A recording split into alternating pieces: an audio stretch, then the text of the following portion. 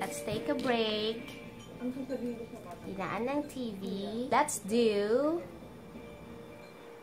word of the day, Ilocano. Ngati Ilocano word ta, mama. Asidug. Asidug. What's asidug?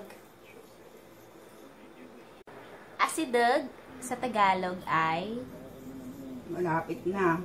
Malapit. Malapit sa Ingles ay near. Sample. Asidug ti balay.